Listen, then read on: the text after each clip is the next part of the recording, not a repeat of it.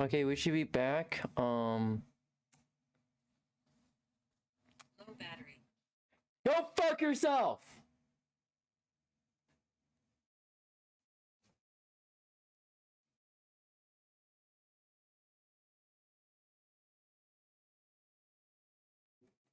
Oh my god, Twitch.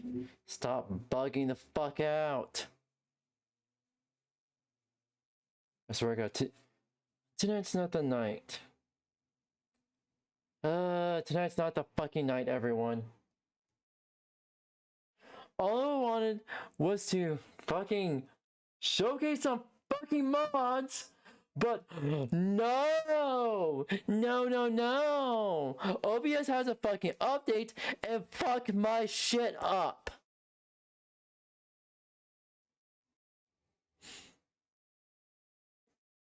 I don't have a fix for this. I legit don't have a fix for this. Like, stream it. Oh my god. Let's continue stream. Let's continue stream and just try to relax. Oh my god. I fucking hate this. Streamlabs Here's the thing with Streamlabs, everyone. I looked up if my GPU is supported for Streamlabs. My GPU is not, happens to be the single GPU that is not supported by Streamlabs. What are the fucking chances? What are the actual fucking chances on that? Huh? Holy shit. Holy fucking shit.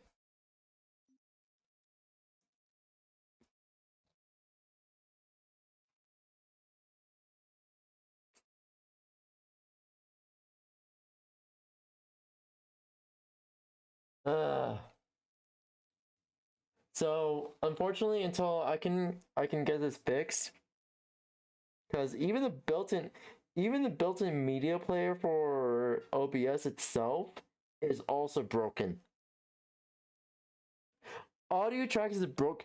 Either Windows broke audio tracks for OBS, or OBS updated and broke audio tracks themselves.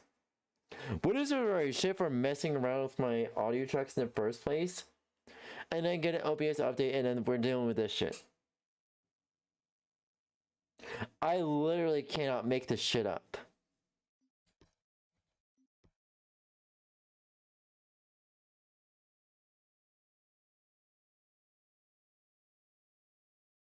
Alright, let's continue.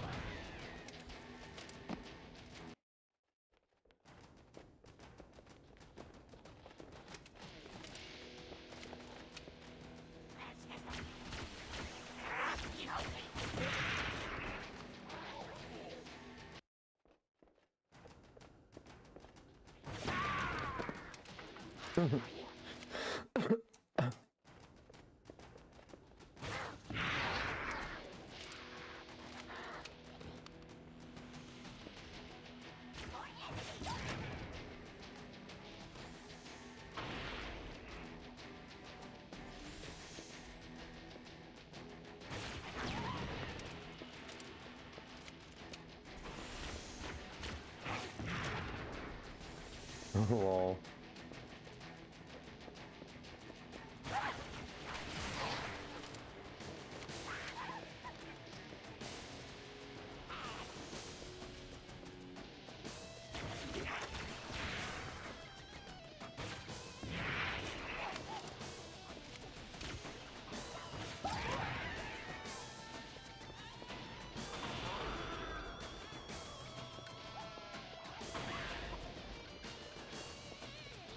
Lol.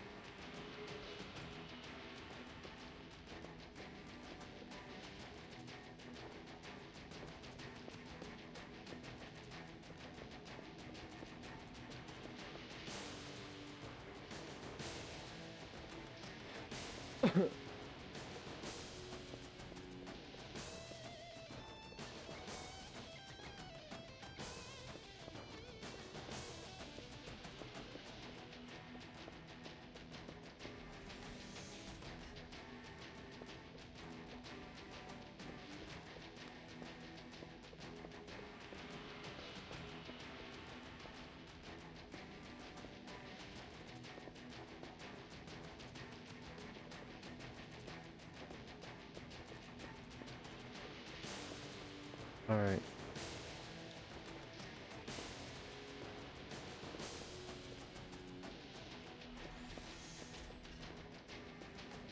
Okay, I think I'm lost.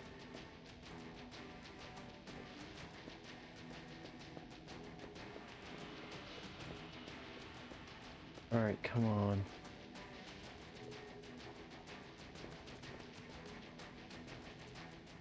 Alright, unfortunately, because of OBS's fuck up, and I'm not gonna be able to have music in my starting soon, be right back in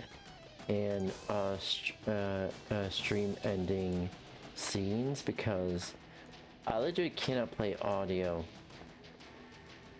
at all. Unless what I do, and this is a workaround, is basically just play audio from a browser and just do it that way. That may be the only way I'll be able to do it.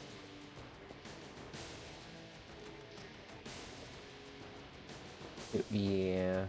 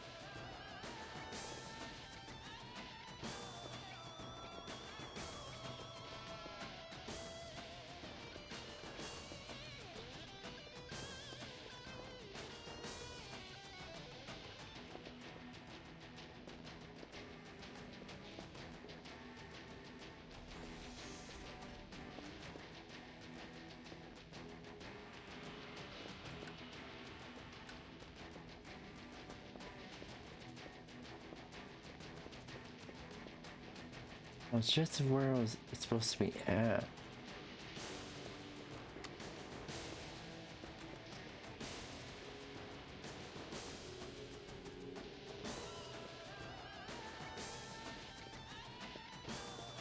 Oh, fucking hell.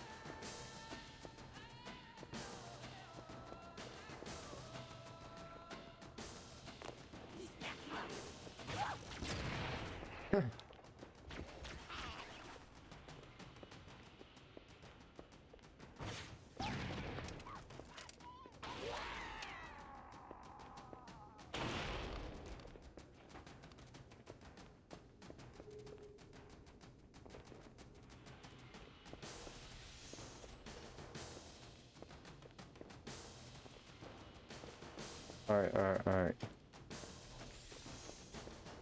Obviously, I'm not gonna be uploading the VOD.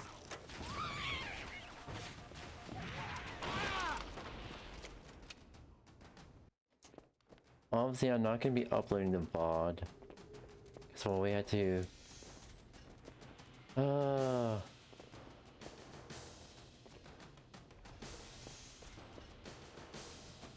I hate this.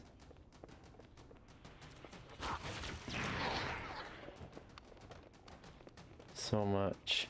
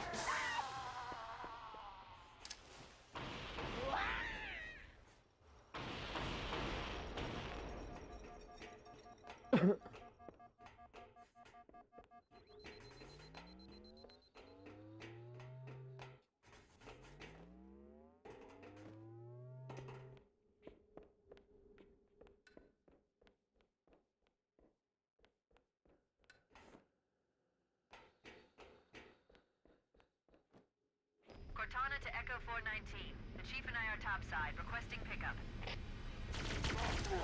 Roger, on my way.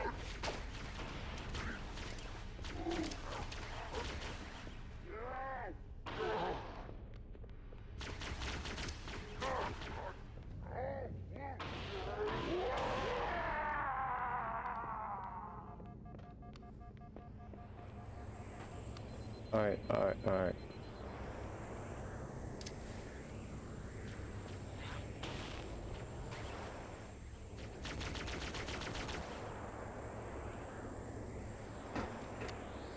Let's get moving. 𝙂𝙗𝙗, here are coordinates and a flight plan Go. I've worked out.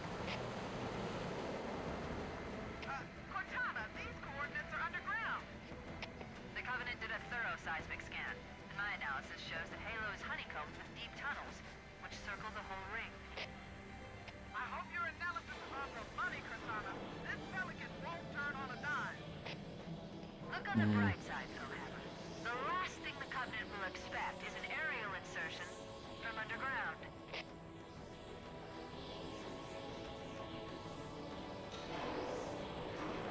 Ooh.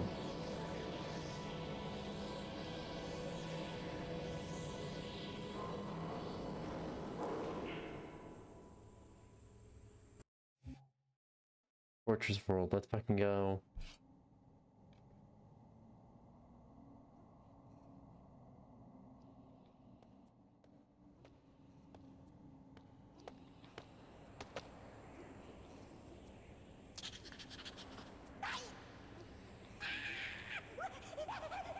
This is as far as I can go. Roger that. We'll be able to find our way to the control center from here. Honestly, next stream we'll be doing YouTube reactions and then art.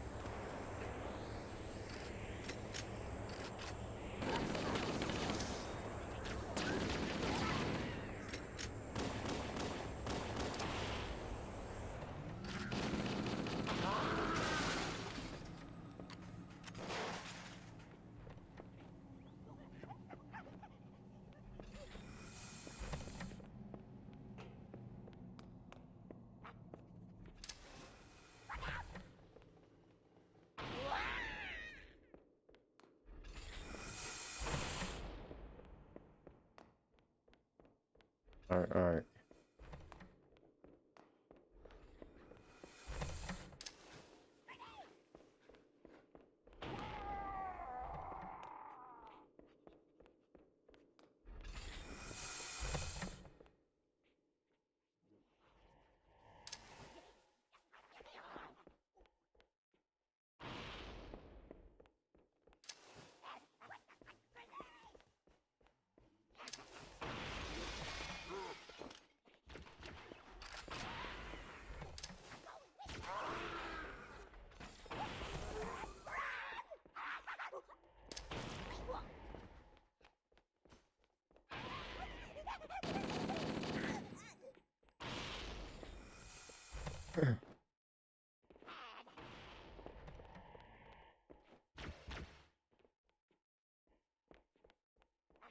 Alright, alright.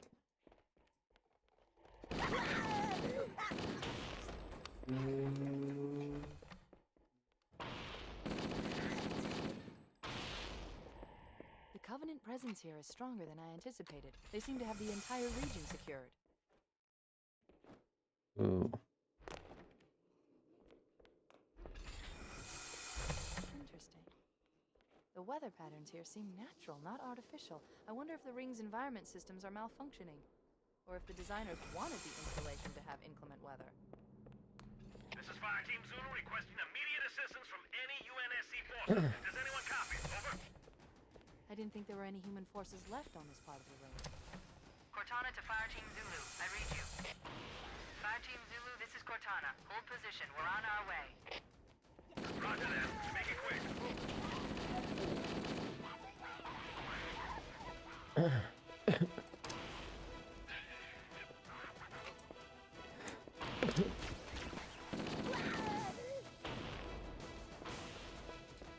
Alright.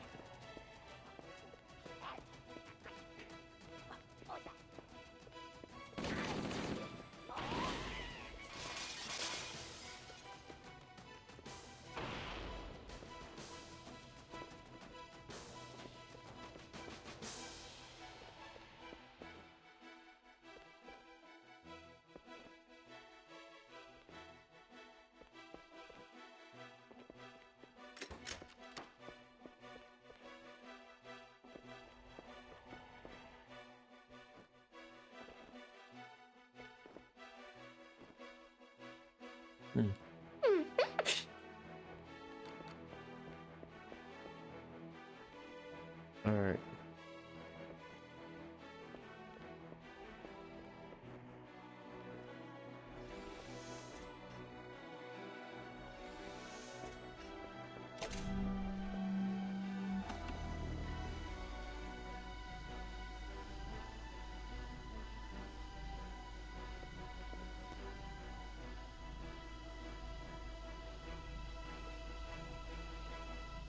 Cortana, this is Fire Team Zulu. We've got a situation here. What's your ETA? We read you, Fire Team Zulu. On our way. You should worry, they can't hold out much longer. Lol.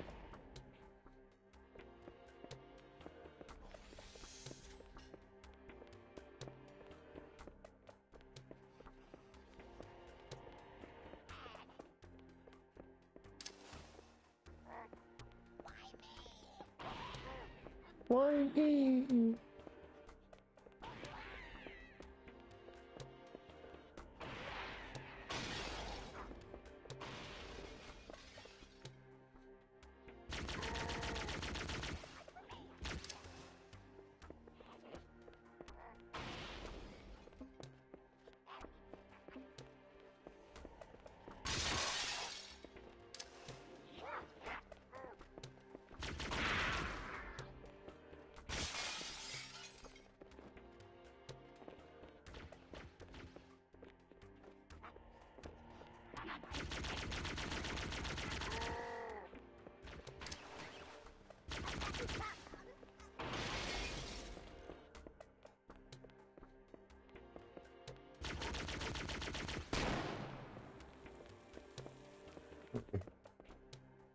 Dead.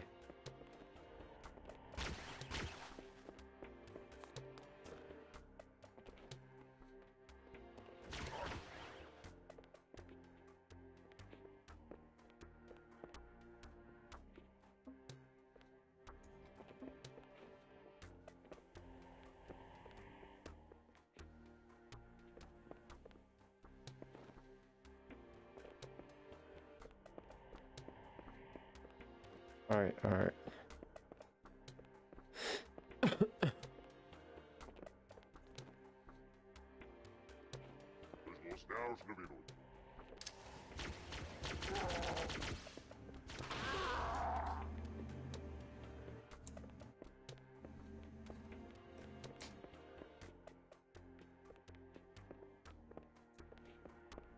I can't do well in CE.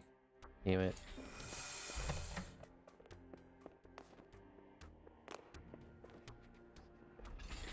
Party Crasher Squad,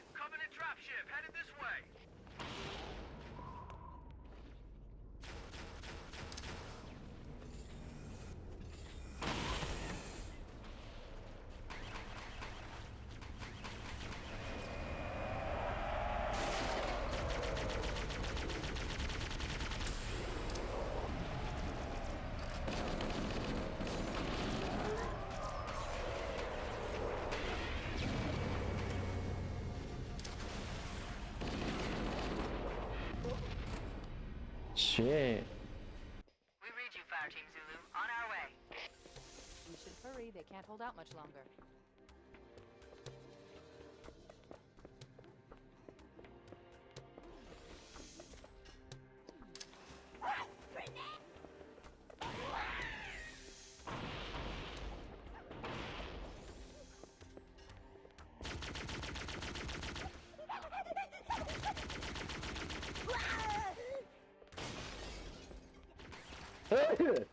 Oh, damn it.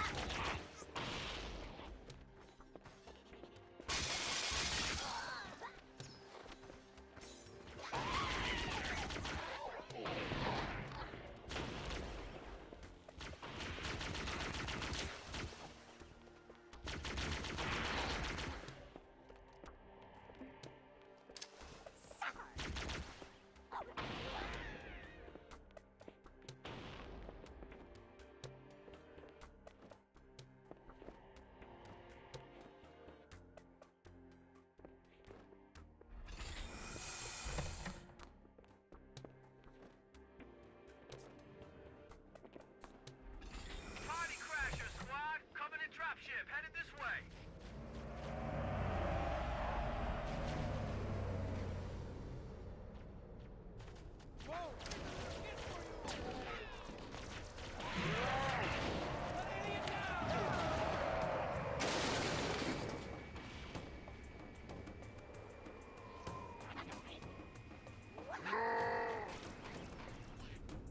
The Covenant placed their tanks to defend the entrance to the tunnel. We need to get to that tunnel, Marines. Let's move in. The tunnel door is locked.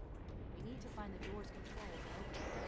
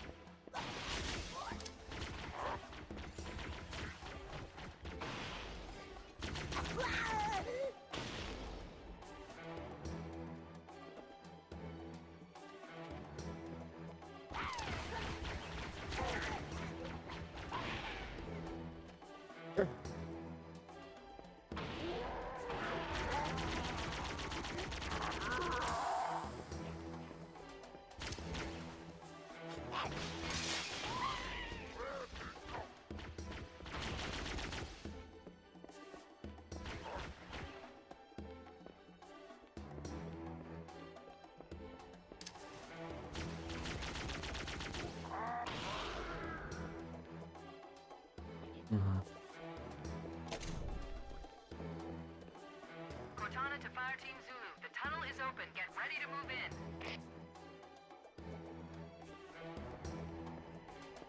Alright, you go all the way back now.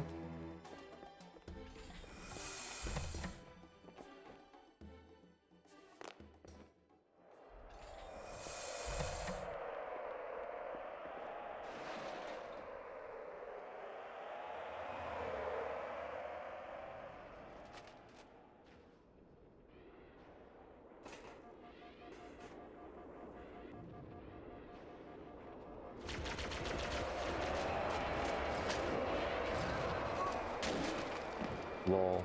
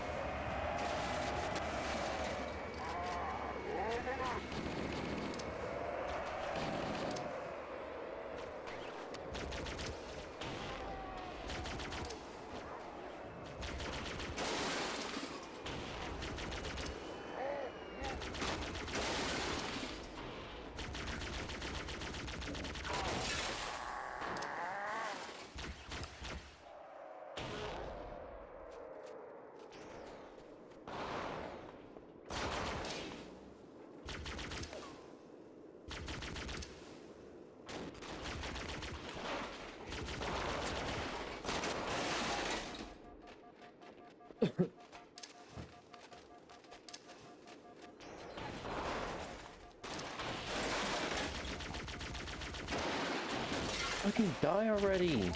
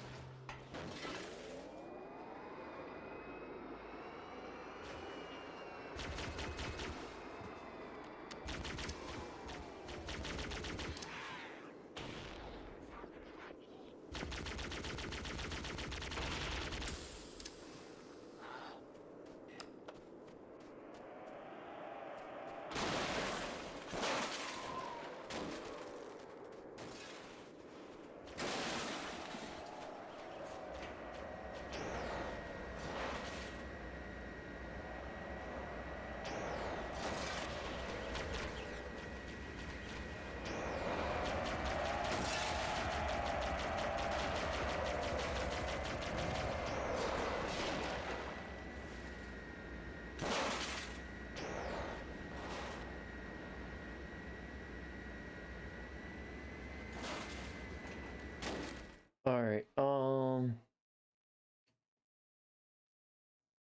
so I'm not in a good mood to do reaction videos. I really want to like just chill and play video games, like fucking hell. Oh, fuck it. We're not delaying it. We're gonna delay reaction videos since I need to do an upload of a few. So might as well just might as well do some reaction videos. So yep.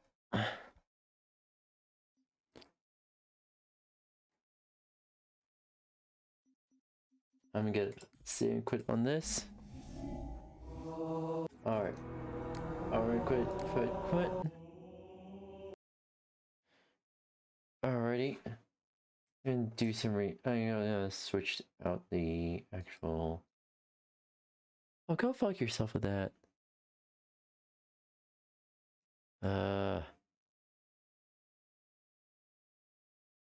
Stop! I swear to fucking God.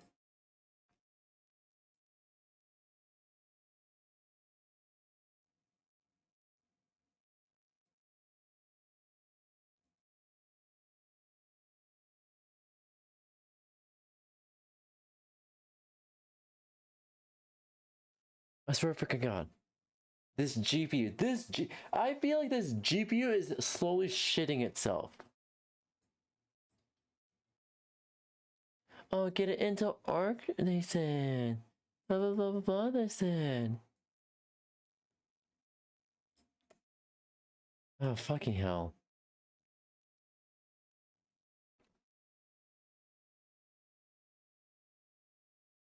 Just chatting. And edit. Here. Just chatting.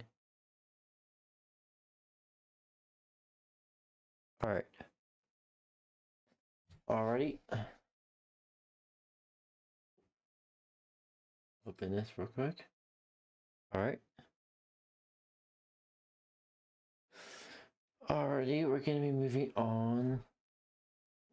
We can do some reactions. Well, I'm gonna do 2 reactions, as well.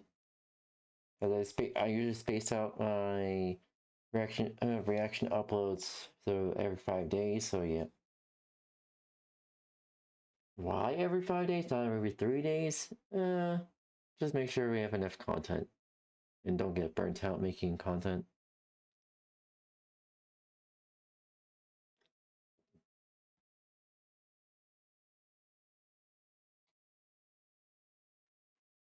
All right. You ready, chat? Basically, this video is oh, hold on. Gotta do an intro here. Hello, welcome. How's everyone doing today? My name is Brandon Blitz. I'm a variety streamer. I stream lots of big game chat suggestions as well as I draw art, and hopefully I'm doing the model for everyone here. Today's reaction video is things that sound fake but were proven to be true by Trust Me Bro. That's a nice name. That being said, let's get started. Things that sound fake but were proven to be true. Bloodthirsty parrots. When you think of a parrot, it's almost impossible to not think of it being on the shoulder of a pirate. And admittedly, they're kind of the perfect contrast. You've got the dark, dirty, smelly pirate and his bright, colorful counterpart. And while at surface value, it may seem like they have almost nothing in common, what if I told you that the habit that they both shared was their bloodlust? Let me explain. In the South Island of New Zealand, during the mid to late 1860s, sheep farmers began to notice a very strange and concerning pattern. Their animals were beginning to become attacked in the night, and these attacks all exhibited similar behavior. Sheep, for example, were being found with the lower part of their back torn open, in some cases with their vital organs being exposed and dying shortly after this attack due to the disease and trauma. For some years, farmers were confused and shocked on what could possibly be causing these attacks, as it didn't look like any normal predator. And interestingly, it wasn't. Initially, it was prominently believed that this had to be some sort of new, deadly disease that was spreading across livestock. Although, with the attacks becoming more and more violent, it became obvious that this couldn't be any sort of disease. And it was around that time when the disease theory was beginning to lose prominence that the truth was finally revealed. At least to some. In 1868, James McDonald, a shepherd and sheep farmer, stayed up all night watching his livestock. And what he noticed shocked him. During the middle of the night, he noticed 𝙂𝙚 land on the back of one of his sheep and begin pecking and ripping open the lower back of his livestock. In some cases, literally to death. Now, for context, 𝙂𝙚 is a species of parrot that lives specifically in New Zealand. And surprisingly, there's actually over 400 different species of parrot. And interestingly, across almost all of these 400 species, parrots remain relatively similar. They are all extremely intelligent, and they are all, for the most part, herbivores, except for the occasional insect, which is considered rare. However, there is only a few species of parrot that have ever been known to feed off of dead animal carcasses, with one of those extremely rare species being the 𝙂𝙚.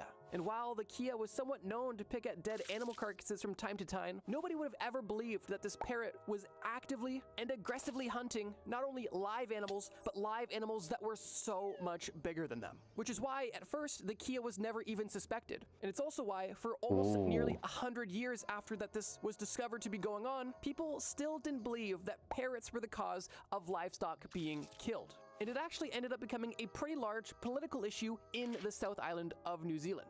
You see, after it became obvious to farmers that their livestock was being attacked and ultimately killed because of the 𝙂𝙚, they took it upon themselves to begin killing these birds at every opportunity to protect their animals. However, the scientific community was not happy with their actions whatsoever. And many naturalists and scientists at the time actually believed that farmers were making the entire thing up to justify killing birds for fun. And it was because of the scientific community's mindset that they actually actively dismissed all of the claims from these farmers.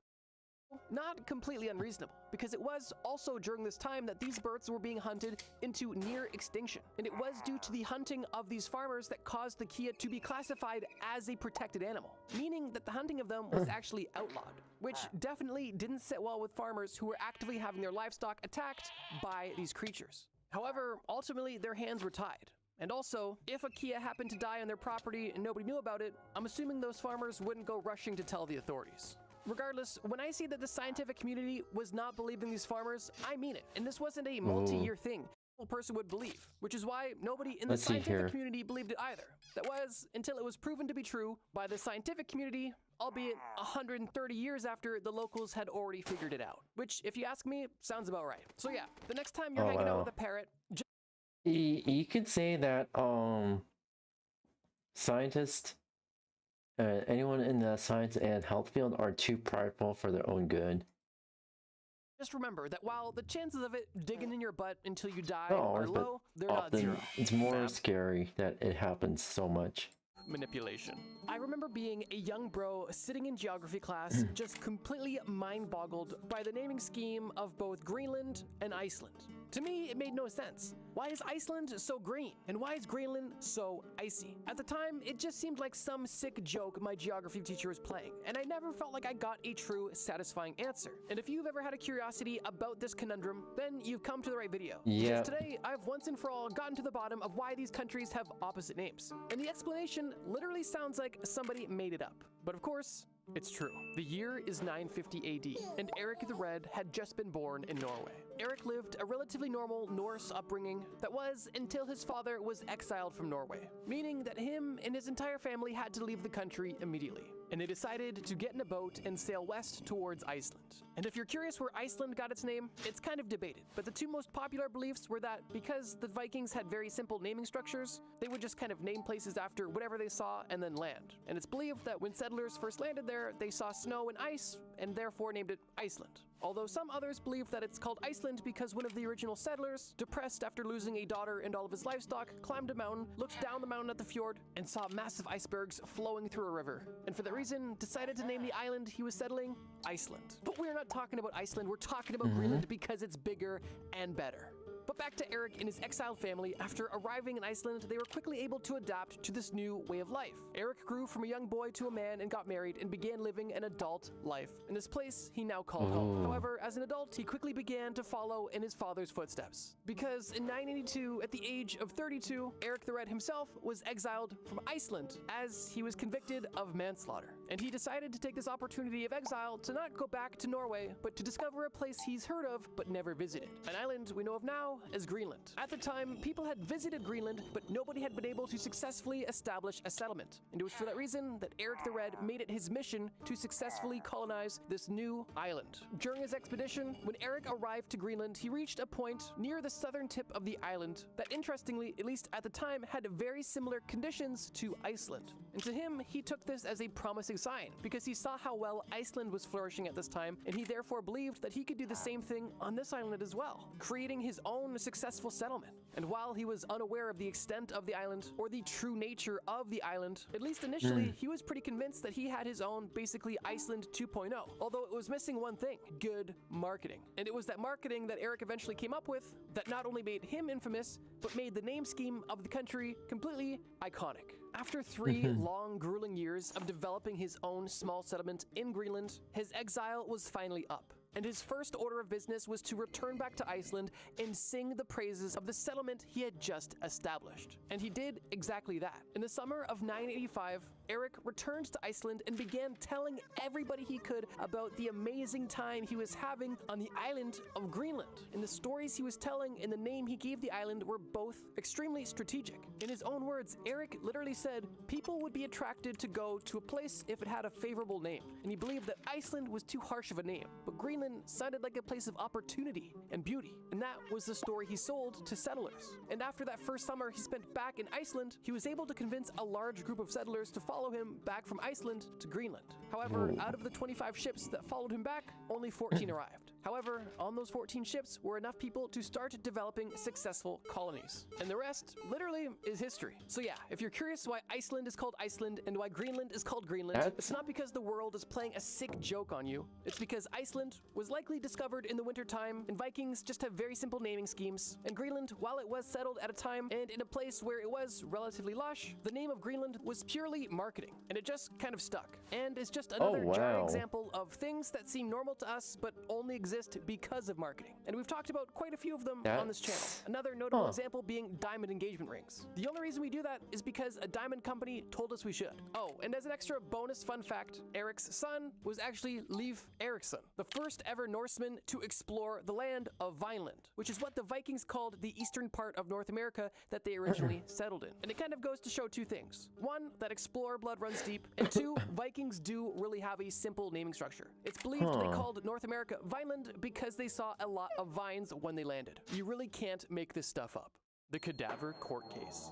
Pope Formosus was born in 1816 AD in Rome. Not much is known or documented about his early life. However, it is in the second half of his life, and even after his life ended, that his story becomes rather interesting and almost unbelievable. In 864 AD, Formosus becomes appointed as the cardinal bishop of Portus.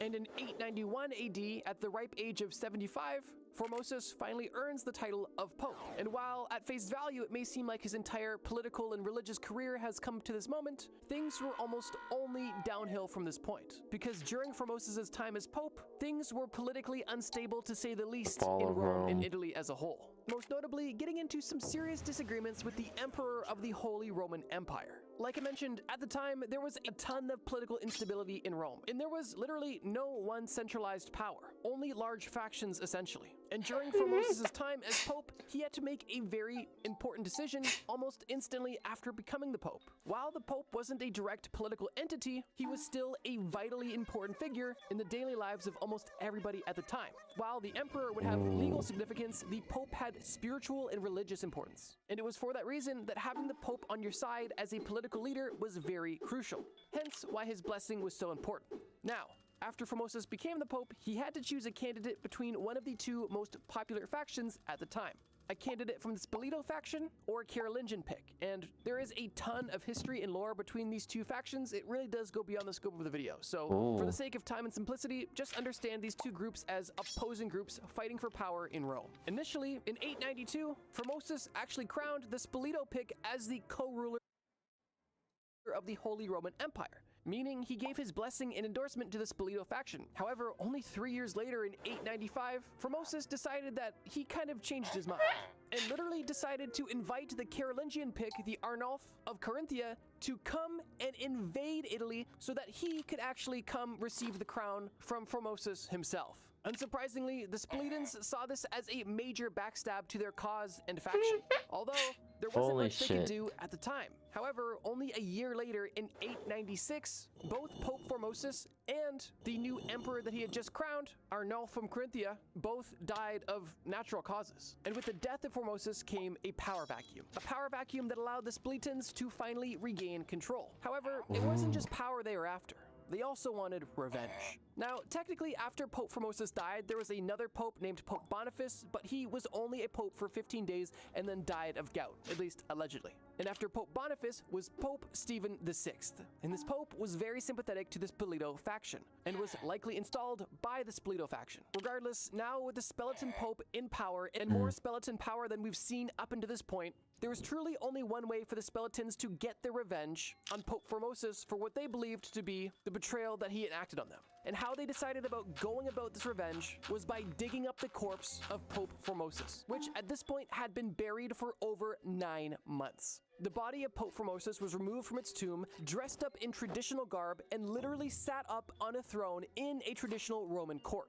And this decomposing corpse of a dead pope was officially on trial for perjury, violation of canon law, and illegally becoming pope. Now, while Pope Formosus was definitely not a perfect individual, and his entire religious and political career is pretty shoddy in some locations, there are many that remember him for the good that he did as pope, most notably advocating for a lack of nepotism within the church, as well as other notable reforms that are outside of the scope of the video. Regardless, there wasn't absolutely no basis for the crimes that this corpse was on trial for. However, most logically thinking people, even if they did believe that a dead person did something bad while they were living, wouldn't find it to be reasonable to then dig up the body of that individual after they died, to then put them on trial, to not only prove your point, but also to dismantle the legacy of that individual. And that right there was essentially the entire point of this trial.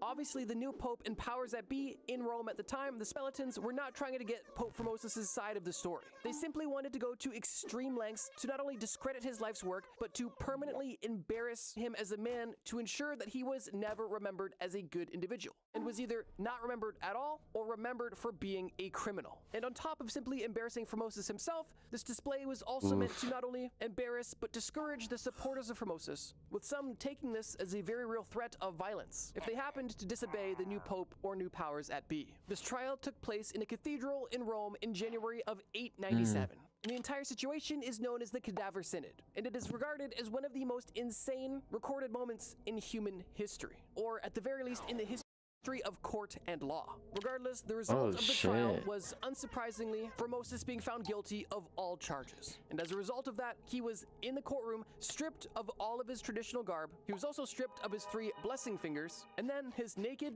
dead, decomposing body was dragged through town for all to see and threw his body into the Tiber River, essentially saying this man, who was once the Pope, was not even worthy of a proper burial. The ultimate goal of this entire situation was to permanently erase the legacy of Pope Formosus and forever discredit whatever shreds of his legacy still remained. But interestingly, it almost had the opposite effect, because while the powers that be may have been satisfied with this display, it was the locals who were extremely disgusted by this act. Both civilians and other political figures, those of which may or may not have agreed with Pope Formosus, but still saw this display as completely disgusting treatment of a previous pope. Public perception of the new pope quickly changed, riots broke out, and almost instantly after feeling like he just got his vengeance, Pope Stephen was stripped of power and thrown in jail, where he soon after died. The 2 popes following Pope Stephen ended up reinstating the legacy and importance of Pope Formosus and completely condemned the action of Pope Stephen. And they did actually give Pope Formosus a proper burial. And it's interesting because while the popes that came after Pope Stephen disagreed with him, they actually, believe it or not,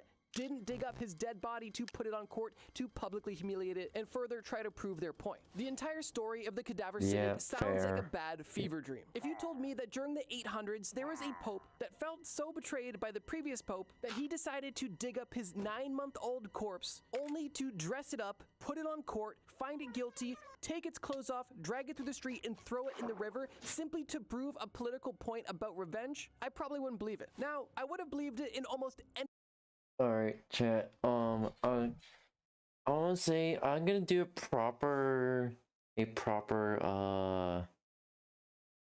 reaction stream segment tomorrow. As well, obviously, because of everything that happened. Obviously, I'm gonna have other ways of making sure we have music during the starting soon, be right back, and end stream. And I think the most thing to do is play no copyright sound songs directly from like their YouTube channel, because I use it a lot. I use their songs a lot, obviously here. But unfortunately, like, oh fuck, I'm gonna have to alter a whole lot of things, including the description. But yeah, that being said, my name is Brandon Blitz. I'm a Friday streamer. I stream lots of baking, chat suggests me, as well as I draw art, and hopefully I'll be doing the random model for everyone here. That being said, I gotta get going now, Blitzies. Bye bye, matane.